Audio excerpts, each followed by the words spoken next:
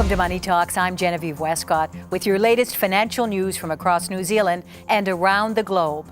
Coming up, Fonterra cuts its dairy forecast by $200 million. How's the Kiwi dollar handling it? Lucky for farmers that so much good weather has seen production running way ahead of last year, meaning the revised payout is still higher than the average of $6.50 for the previous 5 seasons. And China and Europe may be off the boil, but the U.S. is picking up.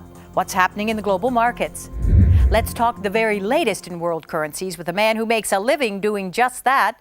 Joining me now is Derek Rankin, Director of Rankin Treasury Advisory. Derek, great to have you back. And listen, tell me, if I had to ask you to describe the global money markets in the past 7 days, what would you tell me? I think things are starting to moderate. You know, the markets are actually starting to think that maybe Europe is fixed. I don't think it is, but maybe it is for the moment with the Greek situation being resolved. The US economy, the numbers are getting better, and so people are thinking that the US economy is moving forward, and that China, maybe its slowdown is starting to moderate, and that people are more happy with China. Those are the 3 themes, and as a result, the world's a little bit happier about life, I think. Let's talk about the Greek situation. It was interesting. On Monday, I believe it was the latest second bailout was approved by the Eurozone finance ministers, but there seems to be still a growing move across Europe that the southern Europe should be let go. You know, get right out, go back to the drachma, go back to whatever. Northern Europe should go it alone. Well, the problem that you've got is that the Greek people want to keep the euro, but they don't want to stay in the European system because they hate all the cutbacks and the austerity and so on and so forth. When you've had 20 or 30 years of overspending, it takes dramatic action to actually fix it. And the problem with Greece is that it's really death by 1,000 cuts. And so far, they're only about 100 through it. So they've got a bailout. And they've, you know, the private sector, they've now agreed to a massive reduction in their investments there, something like over 80%. So massive losses in private sector bond holdings. And the government loans that are coming through, the next bailout has now been approved. That's coming through this week or in the next couple of weeks. But there'll be another one, and there'll be another one. And so they're going to keep coming back to the table. And sooner or later, the German people, their patience will be exhausted. Angela Merkel's going to have problems, you know, in being re-elected, and already, you know, we can see that in France with, you know, Sarkozy. Sarkozy, yeah. Yeah, he's 10% behind in the polls, and the other guy, he wants, you know, to not lend any more money to some of these countries. So Europe's not fixed at all. Now, Spain is a bit of a watch and see at the moment, isn't it? I mean, they're having tremendous problems there, and they're talking about, you know, may come down to having a revolution by the people. They just can't take it anymore. Yeah, well, the latest property numbers, I think it was negative 26%. You know, like in terms of new builds. So, you know, the property's obviously in a very bad way, an extremely bad way. Employment, when you look at their unemployment situation, particularly in young people, you know, the numbers are just frightening. So Spain's got some big issues. They've got a new government that's grappling with those. They're trying to balance a budget, and the problem when countries are out of balance, you can't balance the budget quickly. If you do it quickly, you throw millions of people out of work. As we're already seeing in some of these countries. So it leads to social unrest, and eventually you get revolution, which is what people are really frightened of. Better numbers coming out of the U.S. What's the latest there? I know you this morning were monitoring what Ed Bernanke had to say at the U.S. Fed. Yeah, Ben Bernanke's basically decided to sit still, do nothing, and watch, which is pretty much what everyone expected him to do. The retail sales last night were the best in something like 5 or 6 months. So consumer spending is picking up. The consumers seem to be more happy with their debt load. The housing market seems to be stabilising, not getting any worse. Employment, of course, is growing. Unemployment seems to be coming down. So the numbers are looking better. And if you just ignore the massive deficit. Yeah, exactly. That's the elephant in the room. I was looking at some numbers just the other day, and if the deficit keeps growing at its current rate, and interest rates in the States go back to 5%, the US is going to need $1 trillion a year just for interest. That's frightening. But at the moment, the market's ignoring all that because that's the gorilla in the room. We don't want to talk about the debt. We want to talk about how the economy is growing, how the American situation is looking better, and therefore the dollar is strengthening as a result. How are we doing here at home? Of course, we're all worried about China. Growth is slowing, like it or not. Do you have concerns about that, particularly with new leadership coming on board not too far away? Yeah, well, I think the New Zealand economy is flat, and it's basically, you know, the numbers are not too bad. They're not too good either, but they're not that bad. You know, Fonterra's just cut its payout. We've seen a bit of a disconnect, I think, in the last couple of months. New Zealand dollar's been a little bit too strong compared to where the commodity prices have been. So as a result, our commodity exporters are not getting the returns they should be getting because the dollar's been too strong. So now it's starting to moderate a bit, come back a bit. But we're, really closely linked to the Australian dollar. And the Australian numbers recently, they had a trade deficit. Yeah, they did. And they thought it was going to be a surplus. Yeah. Their growth numbers were half what they expected it to be. And the Reserve Bank is on hold as well. So, well, but that's partly because of the problems in China, isn't it? I mean, Aussie ships out what? Iron ore, coal? That's not happening. No. I mean, China's slowdown is, depending on your point of view, is either a managed control situation or it's not. And at the moment, the world is pretty much leaning on the side that it's a managed control situation. You've got as you said, you've got a big change of leadership coming in China. They're going to want to keep things stable and steady. And the market's waiting for another cut in their the ratios, the banking ratios, to allow Chinese banks to do more lending, because their trade numbers over the weekend were actually the worst they've had in a long time. So what's that telling you when you look over there? I think that China is actually managing a slowdown, but the property market has really got some issues. They've got property stock now, which is many months the highest they've had for a long time. I think the world is probably still sitting there thinking that China is actually going to manage through this process okay. They've got plenty of room, don't forget. This slowdown they've got in their economy is what they wanted. They wanted lower inflation and they wanted things that was overheated and they wanted to slow it down. And don't forget, China's got very high interest rates. It's got very strong capital controls on its banks. It's got plenty of room to But it's ease also things. got rising labor costs. Derek, this is going to be a new reality for political leadership in China. Yeah, well, not only that, you've got to remember that the Japanese earthquake and the tsunami really showed the world that this sort of just-in-time supply chain was maybe just a bit too tight. And so when things started running out of stock, that was the big problem. So American firms are looking at it a lot closely now, and they've got low capital, they've got cheap property, labour's plentiful. The differences between China and manufacturing in the States are actually narrowing all the time. And if you take out the transport issue, then it's starting to become more viable to manufacture in the States. When are you picking that we're going to hit 80 cents on our dollar? Yeah, I think we are actually struggling. The New Zealand dollar is struggling at the moment. Right now we're at 82 cents. I think we'll probably see. We'll have a look below 80 at some point. As I said, the Australian economy, the Australian dollar, that's actually starting to struggle a bit as well. And I think if the US, at the moment, the world thinks the US is going great. So the US dollar is strong against everyone, particularly the yen. And so we're actually seeing the New Zealand dollar and the Australian dollars just losing their way a bit, softening off.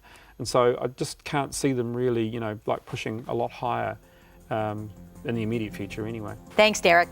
Coming up after the break, meet the man who runs BNZ. Managing Director and CEO Andrew Thorburn fronts up and talks banking. He's had 4 years in the hot seat, his unique perspective on the world of finance, interest rates, and the rural economy. We ask him, among other things, why BNZ has launched a major initiative in the struggling city of Christchurch as it opens a new multi-million-dollar banking center. But first, Fonterra is worth 25% of all of our export earnings. Statistics New Zealand figures show that all Kiwi agricultural exports have grown by $2.5 billion over the past year. So answer this in our Farmers Facts and Figures quiz. How much are New Zealand agricultural exports worth in total? Stay tuned.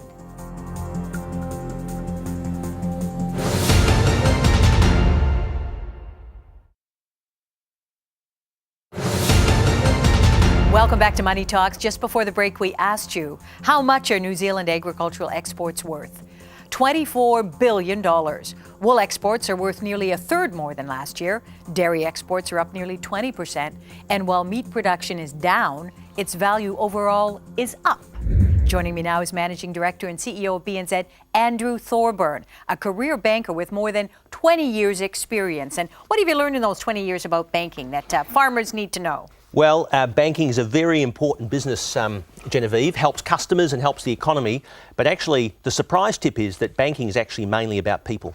And that's why I love it. How are you feeling about the economy now? What do you really think when you wake up in the morning and read the papers? Well, firstly, I'd rather be in New Zealand than almost any country in the world. I think we've got a stable economy, a free economy.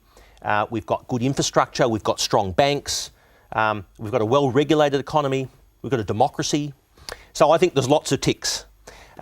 Also, we're on the doorstep of one of the biggest growth regions in the world in the next 100 years, and they want what we've got, which is sort of food and protein. So I think there's the big plus. Now, we've got some challenges, and I think firstly, there are going to be more shocks in the world. They're going to be major. We don't know when they're going to happen or what they're going to be, but I think we need to be prepared for it. The second thing is we need to keep innovating. We need to keep growing our leadership and sort of skill base in New Zealand. And we need to save more, because if we don't save more, we can't rely on the world to keep funding our economy. So New Zealanders need to step up and save more to help finance the growth of the economy. So lots of positives and a couple of twists in the tail that we need to be ready for. One of the twists in the tail, of course, for our economy has been the devastating earthquake in Christchurch. Yesterday, you were in Christchurch opening up a $200 million new business centre. Why Christchurch and why now? Well, Christchurch is a major part of the New Zealand economy, and we have over 400 staff down there. We've been in that city since the cathedral was built, and it's an important part of the economy for the country. So I think we believe that we have to lead by example by investing in the city in order to encourage growth. There's no doubt that despite it being a tragedy, and people's resilience down there has been really inspirational, that this economy will grow again and grow quite strongly at some point. And we need to be ready for that, to help that happen as a bank. And so what we've decided to do is to keep all our people there and all our services there, and more than that, invest to get ready for that growth, and I think to show role modelling of what businesses should be doing. How much of your business is rural? We have about a 21% market share in rural in New Zealand. We have about $10 billion of lending in about a $70 billion balance sheet. So somewhere, 12, 15% of all our business is in agriculture. Now that's just directly. And of course then there's the flywheel effect and the spin-off. So it'll be a lot more than that, but it's quite considerable. One of the opportunities I know that you're very keen on is the water opportunity. Yes. And interestingly, in Marseille, they've just had a World Water Forum. Yes. We now know that huge chunks of Europe are drying out. Yes. The Europeans aren't good at storing water. How big of a challenge is that for the rural economy here, do you think? Well, Genevieve, I think New Zealand's got we're blessed with a lot of natural resources, as well as some clever people. And that combination is going to be really important that we harness. One of those resources is water. We've got an abundance, really, of water. Now, we need it because not only is it important just for the population, but for irrigation and for the productivity of one of our key sectors, being agriculture, it's vital. And if we don't manage this really well, and probably better than we have, in a very strategic way, I think we're going to affect the productivity of not just agriculture, but other sectors. So it's critical we get it right. But it is complex. It's caught up in iwi, it's caught up in resource consents, and I feel that we just haven't got the plan that's breaking through. Commodity prices are good for farmers. It's probably better here for most farmers than it has been for a very long time. Where are the red alert buttons for you for the rural economy? What do you worry about? Well, firstly, I think in the last few years, the agriculture sector has really been very disciplined in getting back to basics, in getting their balance sheets strong, building equity in their businesses, paying back debt, and using the cash flow that's been positive sensibly. So I think that's a really good sign. What I would be concerned about is, one, we cannot expect to get relief from the exchange rate. We cannot assume that commodity prices will stay high. So I think what we have to have is some scenario planning that says, imagine it does stay high on the currency and commodity prices fall. What would that do to your business? So that's the first thing. The second thing is that we need to do a lot more added value in agri, not just basic milk powder and basic forest products. I think we need to really be thinking about how we add value to that whole process. And the third thing is that in farming, agriculture, it is a major business. Farms are getting larger and they're consolidating. So they're serious business now. Now, whilst they're very community oriented, they have to have the discipline of being large and growing businesses. So financial planning, marketing planning, capital management, succession planning, which is a big issue. Farmers wanting to exit, go to the next phase of their life. How do they pass that on in a viable way? They're big issues. So I think there's been good progress in the last few years in the agri sector. One of the things we do want to talk about interest rates. What's going to happen to those? Have the banks been too keen in the past to lend money and then called in those mortgages? Those sorts of things. So are you up for that? Absolutely. I should hope so. Coming back. All right, stand by. Coming up after the break, future proof on the highways and byways of the economic world as our experts point out what's coming up. But first, answer this in our Farmers' Facts and Figures quiz. Among the world's most traded currencies, the New Zealand dollar has been the fastest riser over the past 3 months, ahead of which other two currencies? Come back quick.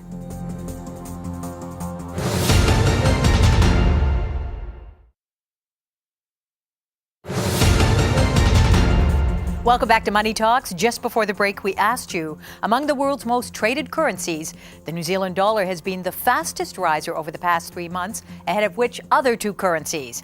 The Australian dollar and the Norwegian krona. And now it's time for future proof and a little crystal ball gazing. And Derek, let me bring you back into the discussion. Interest rates, they've been holding steady for an awful long time, but at some point, somebody's got to move them. I think the world growth is going to be very slow and it's going to be very low. So we've got a very long, gradual move. So I think New Zealand interest rates are going to stay flat for a long, long time. But you've got to remember the market sets the interest rates. The Reserve Bank governor is probably not going to do anything before he leaves, which is in November.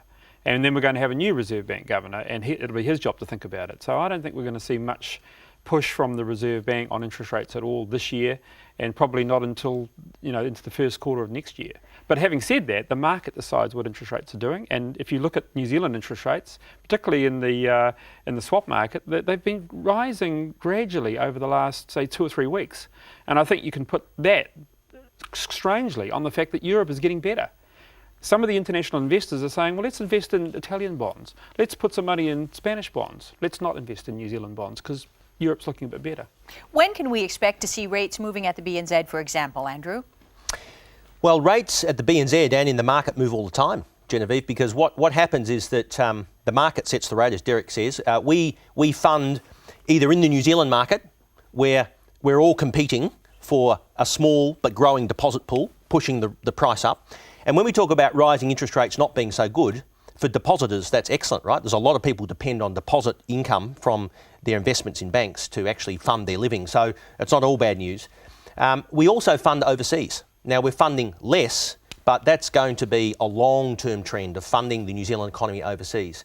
And what we're finding is that price is going up. So what that does is, as we pay more, that gets built into prices all the time. So you don't see just the one-off adjustments. You see that feeding through into the banks what we call cost of funds, and therefore the rate that we charge for lending. So it's happening constantly, is the answer. I agree with Derek that it's going to be, we're in a low interest rate environment and they're going to rise, in my view, but only slowly. I think one of the things that's come out of the global financial crisis is more conservatism and more discipline around financial planning for households right through to big businesses. And I think that's necessary and a positive thing. Let's be clear, central banks all around the world are quite happy for property to stabilise and start to go up. If people start to feel better about life, if people start to feel wealthier about life, they might do some more spending. And out of that spending, you're going to get growth. And it's the growth we need to get everything back on track again. I think what's happened historically in New Zealand is that it's been the biggest single investment class. That's not a good thing long run for a well-balanced, developed economy. So we need to give alternatives for people to be able to invest in. Businesses listed on the stock exchange. So that's why I think these state-owned enterprises being listed is a good thing, because people can invest in those. We need the tax system to be changed over time to encourage investment, not just in housing, but in other forms of investment. And we need to ramp up significantly superannuation for people and encourage them to do that. Maybe make it compulsory, but give them a tax benefit for doing that. Otherwise, what people will keep doing is doing what they've always known and what the tax system is signalling them to do, which is to invest in housing. That's the biggest problem we have. Yeah, it is the biggest problem, and I don't see us moving away from that at all. Look at the New Zealand Stock Exchange. Kiwis do not invest in themselves. There's a whole culture in that. Why do you think that is, Derek? Well, I think the tax structure favours property. I'm a big fan of actually not so much making property more taxable, but making bonds and shares less taxable. Let's try and create a flat investment environment. I think KiwiSaver, as it grows, we're getting more and more people in there. We're going to get to the point where it's effectively everyone's in it, and then they'll make it compulsory. And that's something we should have done many, many years ago. If we had a compulsory system in place, then we would have these funds. We'd have one of the biggest problems in New Zealand business, you hear about it all the time, is lack of access to capital. And we just don't invest enough in ourselves, and the funds are not available. And then when the foreigners come looking with a big fat checkbook, like the Crafer Farms, and they want to snap up some of our land, people here don't like it. Are they just being naive? We need foreign investment to help our economy grow. I think the facts support that foreign investment in New Zealand in the last 10 or 20 years have been significantly positive for the economy. They've helped businesses grow and become more productive and create wealth and create jobs. I think we need to talk more about the facts and the benefits of foreign investment rather than the emotion of what it might do to us. What about critics who would look at a banker like you and say, hey, you're the reason that the Crafer Farms had to go up on the block in the first place, because banks traditionally here were just throwing money at farmers. They couldn't wait for you to take all that money home, and then when they got nervous, they pulled the pin. Well, I think there was, in the lead up to the GFC, I think there was an overly expansionary and euphoric focus on the agriculture sector based on capital appreciation, not the fundamentals of the cash flow that support the business. Now, my earlier point was I think that's switched, and I think you're seeing farmers and you're seeing banks and financiers really get back to basics. Having said that, if you look at the carnage and dislocation that happened around the world in financial markets and in land prices and in unemployment and the cost to the taxpayer, and you look at what happened in New Zealand, I think we need to put it in perspective. We've done very, very well. We're in a strong position as an economy. Even agriculture today is much stronger than it was 5 years ago. I think everybody's learnt some lessons from that. And the banks, in terms of lending practices, I think have been basically very sound. Now, there's been at the margin where banks have made mistakes. There's no question about that. Yeah, and I was going to say, tell that to all the people whose properties have been repossessed by the bank. I see here bank complaints hit a new record. Listen to this. Bank customers disputing mortgagee sales contributed to a record number of complaints to the banking ombudsman last month. You guys have not been saints all the time.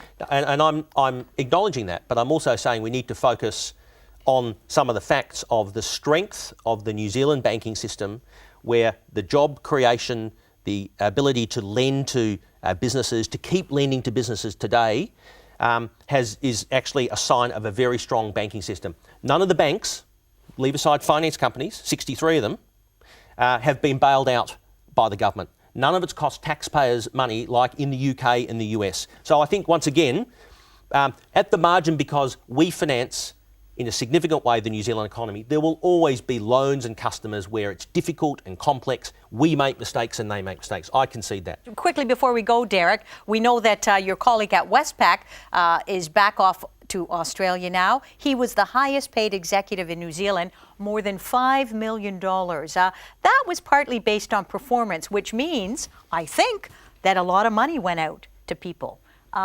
Is there anything wrong with that, Derek? Again, I'd put it down to market forces. You know, you're putting high caliber executives running very complex businesses with they're big businesses in their own right, and in a global sense, they have to be paid according to what the market actually demands. But touching on Andrew's point, if you actually look at the banks around the world, you know, the Australian and New Zealand banks are in the top 20 in the world. You know, I mean, we want our banks to be sound. We want them to be profitable. We want them to be doing well. And just look at Greece, Spain, Portugal, Italy, the UK, and the United States. I mean, it's chaos. You know, we've come out of it very well, I agree. Well, I think we've had quite a love-in, gentlemen. Thanks very much. Thanks to my guests, Derek Rankin and Andrew Thorburn. Be sure to check out the website for all the latest news. By the way, apparently a change management advisor at the Ministry of Foreign Affairs has told staff faced with losing their jobs that they should take a hot bath, pray, meditate, take up Tai Chi or yoga to reduce stress, maybe get a pet. The advisors were apparently paid $340,000 for their wisdom. So how come they forgot to mention ice fishing? It's a great Canadian pastime. Any luck, ladies? Not a bite. Where's Mike? Mike's gone down to the point. See if there's any fish over there. Looks pretty cold. Very dark hole. Oh, there's Mike. He's back. Mike, any fish down at the point? Nothing over there. How far did you go? Way down to the point. Did you see Neil? No, I think he went and checked out a spot at the other island. Oh, there's Neil. Oh, Neil! Oh, there you are. Anything out by the island? No fish by the islands. Keep the faith. See you next time.